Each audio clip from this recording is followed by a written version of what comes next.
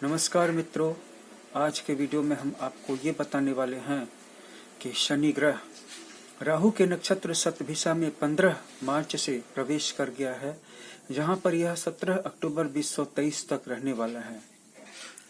यह समय जो है शनि की जो एंट्री हुई है शतभिषा नक्षत्र में, यह मेष राशि के लिए, कर्क राशि के लिए, कन्या राशि के लिए, कुंभ राशि के लिए और मीन राशि के लिए विशेष रूप से खतरनाक है, क्योंकि अन्य बुरे ग्रहों की दशा में लोग गलती करते हैं तो पछताते हैं, लेकिन यहाँ पर होने वाला ये है कि इन राशियों के लोग मेष, कर्क, कन्या, कुंभ और मीन सही काम करके भी और बुरी तरह पछताएंगे।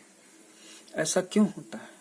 ऐसा इसलिए होता है क्योंकि इसमें शनि की इनके साथ ढैया या साढ़े साती, इनमें से सबके साथ शुरू होने वाली है। किसी के साथ ढैया, किसी के साथ साढ़े साती, और साढ़े साती शुरू होते ही जो एकदम से अचानक एक प्रभाव जो शुरू हो जाएगा वो स्पष्ट रूप से परिलक्षित होगा।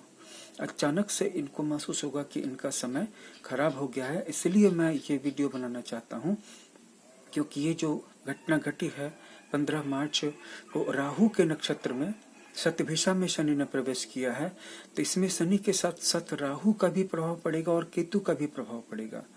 आप कहेंगे कि शतभिषा तो राहु का नक्षत्र है, तो राहु का प्रभाव पड़ जाना चाहिए। शनि प्रवेश कर रहा है, शनि का प्रभाव पड़ जाना चाहिए, तो इसमें केतु का प्रभाव क्यों पड़ेगा?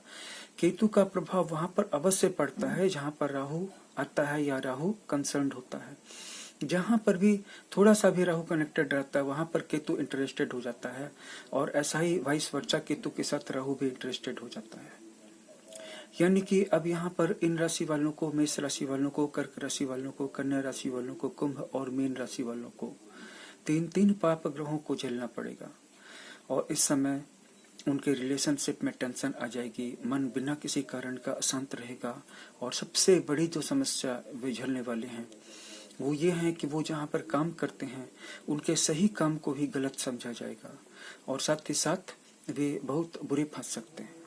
लेकिन प्रश्न ये उठता है कि ऐसा होता क्यों है? शनि की ढैया या शनि की साढ़े साती में ऐसा होता क्यों है? पहले ये तो जान लीजिए कि और क्या क्या होता है, फिर हम आपको ये बताएंगे कि ऐसा होता क्यों है। शनि की ढैया और साढ़े साती में मिलता है अब्यूज, इमोशनल अब्यूज, टॉर्चर। वो टॉर्चर आर्थिक फाइनेंशियल कठिनाइयों के कारण भी आता है कि एक तो आपके खर्चे जो हैं अनाप शनाप इधर उधर होते चले जाते हैं, खर्चे बढ़ जाते हैं, और इनकम के साधन जो है रेस्ट्रिक्ट होते चले जाते हैं। नौकरी चले जाने का खतरा होता है, या नौकरी की जगह में बदलाव आ जाता है, यानी कि अनपेक्षित जगह पे ट्रांसफर हो जाता है, या एक पुरानी नौकरी छूट जाती है, अचानक से एक नई नौकरी लग जाती है जिसमें शिफ्ट होने में काफी कठिनाइयां आती हैं शुरू में, और कई लोगों की तो नौकरी छूट ही जाती है, नई नौकरी लगती भी नहीं है। तो इन राशि वालों को बेहद सावधान रहना होगा। मैं फिर से दोहरा देता हूँ, मेष, कर्क, कन्या, कुंभ और मीन। मेष, कर्क, कन्या, कुंभ और मीन, इन राशि वालों को काफी ज्यादा सावधानी बरतने की जरूरत है। तो ये होता है, इमोशनल अब्यूज भी होता है। मतलब ये कि अगर आप सक्षम नहीं हैं, ताकतवर नहीं हैं, स्ट्रांग नहीं हैं और वल्नरेबल हैं, तो आपके अपने आपको इमोशनली टॉर्चर करेंगे। किन्हीं लोगों को बहुत ज्यादा जोर से डांट पड़ जाएगी, किन्हीं लोगों को व्यंग झेलना पड़ेगा, उनके साथ व्यंग किया जाएगा, और ये उनके अपने लोग ही करेंगे। कोई दूसरा अगर आपके साथ इमोशनल अब्यूज करे तो आप उसका मुकाबला कर सकते हैं, लड़ाई कर सकते हैं, अपनों से मदद मांग सकते हैं। लेकिन देखा यह गया है कि ऐसे लोग जिनकी उम्र कम है, या जिनको ज्यादा दांव पेच नहीं आते, या जिनका एक्सटीरियर उतना स्ट्रांग नहीं है, बाहरी कवच उतना मजबूत नहीं है, अंदर से सॉफ्ट हैं और बेचारी बाहर से भी सॉफ्ट हैं, तो चाहे वो मेल हो या फीमेल हो, तो इनके साथ अपने ही अचानक रूप बदल लेते हैं। जैसे पति के साथ पत्नी या पत्नी के साथ पति, अचानक से ये लोग रूप बदल लेते हैं, या बेटे बेटियों के साथ उनका पिता, अचानक उनका रुख कड़ा हो जाता है, या माता अचानक कर्कश आवाज में अपने बच्चों के साथ बोलने लगती है। और ऑफिस में जैसे बॉस है, तो बॉस अचानक अपने मातहतों के साथ, एम्प्लॉइज के साथ अचानक से उसका रुख टॉर्चर वाला हो जाता है, वह काम करने के लिए तंग करने लगता है। और साथ ही साथ शनि जब आता है तो आपके गले और छाती के आसपास में, कलेजे के आसपास में एक तरह का अदृश्य भय, एक तरह का बोझ सा महसूस होने लगता है, जैसे कि कोई दबा रहा है या जैसे कि कोई घुटन सी महसूस हो रही है। अब हम आते हैं इस बात पे कि ऐसा होता क्यों है शनि की दशा में, शनि की ढैया में या शनि की 7.5 में। ऐसा इसलिए होता है क्योंकि हमें 2 अधिकार मिले हैं। पहला अधिकार हमें यह मिला है कि हम जैसे चाहें वैसे कर्म कर सकते हैं, अच्छे कर्म, बुरे कर्म, मिश्रित कर्म। और दूसरा अधिकार हमें यह मिला है कि जब हमारे अनुकूल ग्रहों की दशा चलती है, शुभ ग्रहों की दशा चलती है, तो हम अपने इन पहले वाले बुरे कर्मों का फल कुछ देर के लिए रोक सकते हैं। तो ये सारे बुरे फल जमा होते होते बढ़ते जाते हैं, कंसोलिडेट हो जाते हैं, एक दिन इनका साइज बहुत ज्यादा बढ़ जाता है और फिर शनि की ढैया और 7.5 में ये एक साथ सूद के साथ, ब्याज के साथ मिलने लगते हैं। तो व्यक्ति के लिए ज्यादा अच्छा तो यही है कि वह अपने सभी बुरे कर्मों को यूनिफॉर्मली पूरी लाइफ टाइम में भोग ले।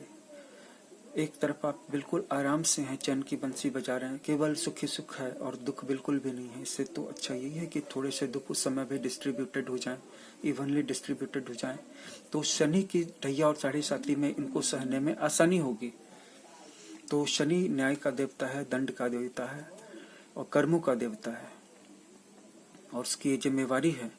और इसीलिए हम पर एक साथ 3, 4, 5, 6, 7 तरह की तकलीफें शुरू हो जाती हैं। अगर आप फिर भी ये चाहते हैं कि जैसा कि हमने इन राशियों के बारे में बताया, मेष, कर्क, कन्या, कुंभ और मीन, अगर ये राशि वाले जिनको कि इस एक्सपीरियंस का सामना करना पड़ेगा कि वो सही करेंगे फिर भी बुरे फंस जाएंगे, तो वो मन में सोचेंगे कि ऐसा मेरे साथ क्यों हुआ, मैंने तो गलत भी नहीं किया था, मैंने तो अच्छा भी किया, फिर भी मैं बुरा फंस गया।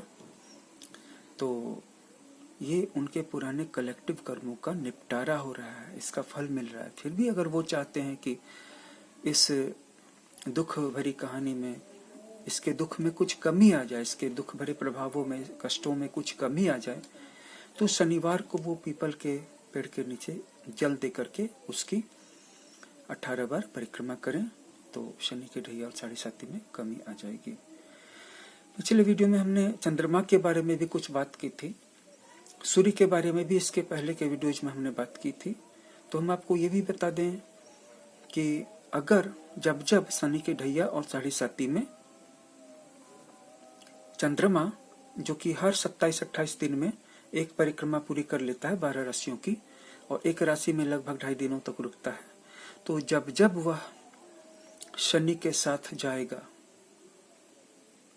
तब तब आपकी पीड़ा बहुत ज्यादा बढ़ जाएगी। इसीलिए शनि जिस राशि में है, शतभिषा नक्षत्र में, जब जब वो वापस शतभिषा नक्षत्र में जाए तब तब आप उसको अर्घ दीजिए। किसको अर्घ दीजिए? चंद्रमा को अर्घ दीजिए। रात्रि के टाइम में अर्घ दीजिए। साफ सुथरे कपड़े, स्वच्छ कपड़े पहने। मैं पहले भी बता चुका हूँ कि पूजा पाठ के लिए, ग्रहों की उपासना के लिए, पूजा के लिए, दोष को दूर करने के लिए जो भी प्रक्रिया या प्रयोग मैं आपको बताता हूँ, वे दिखने में छोटे और आसान होते हैं, लेकिन उनमें शक्ति बहुत ज्यादा होती है क्योंकि वो उस मुहूर्त में किए जाते हैं। तो जब जब चंद्रमा और शनि का संयोग होगा, हर महीने में एक बार हो जाएगा, हर 28 दिनों में एक बार हो जाएगा, चंद्रमा घूमते घूमते शनि के साथ युति करेगा, उस दिन आपको चंद्रमा को अर्घ देना है, नहीं तो मानसिक पीड़ा बहुत ज्यादा बढ़ जाएगी। जीवन में दुखों और कष्टों का होना एक अलग बात है, लेकिन उसके द्वारा मानसिक पीड़ा का अनुभव होना एक बिल्कुल अलग बात है। दुख होंगे, शनि के टाइम में होने वाले दुखों का बहुत ज्यादा कम भी नहीं कर सकते हैं, लेकिन उस दुख से जो मानसिक पीड़ा है, ये दुख है और ये आपका मन है, तो इस मन को आप वश में कर सकते हैं, इस मन को आप दुखों से इम्यून कर सकते हैं और इसको सीखना बहुत जरूरी है। और जब तक आप इसको सीखेंगे, ये एडवांस एस्ट्रोलॉजी है जो कि धीरे धीरे अगर आप हमारे चैनल से जुड़ेंगे और आगे आने वाले वीडियोस को, हर वीडियोस को ध्यान से देखेंगे तो आपको बहुत लाभ मिल सकता है। तो चंद्रमा को जल देने से आपका मन मजबूत होगा और अभी इस वक्त आप पर न सिर्फ शनि का प्रभाव है बल्कि राहु और केतु का भी प्रभाव है, क्योंकि शतभिषा एक क्रूर नक्षत्र है, क्योंकि इसका स्वामी राहु ही एक क्रूर ग्रह है। तो एक शैडो प्लैनेट और एक शनि जैसा प्लैनेट और उसमें केतु का इंटरेस्ट और उस पर भी ढैया और 7.5, तो you must be very very careful. सावधान हो जाइए, केयरफुल हो जाइए और जो कहा है वो कीजिए। चंद्रमा शनि की युति में चंद्रमा को अर्घ दीजिए, साफ सुथरे कपड़े पहन लीजिए, पूजा के बाद अर्घ देने के बाद कपड़ों को खोल के रख दीजिए वापस, फिर अपने नॉर्मल कपड़ों में आ जाइए। अर्घ दीजिए 8 लोटा 10 लोटा रात्रि के टाइम में दीजिए चंद्रमा को। और इस बीच में 15 मार्च से लेकर के 17 अक्टूबर तक शनि ग्रह को खुश रखने के लिए, शांत रखने के लिए पीपल के वृक्ष में शनिवार को 8-10 लोटे अर्घ डाल दीजिए उसकी जड़ में, और उसकी कम से कम 18 बार परिक्रमा कीजिए। ओम शम शनैश्चराय नमः का जप कीजिए। और बाकी के समय में मानसिक रूप से शम इस बीज मंत्र का जप कर लिया कीजिए। शम, ओम शम शनैश्चराय नमः।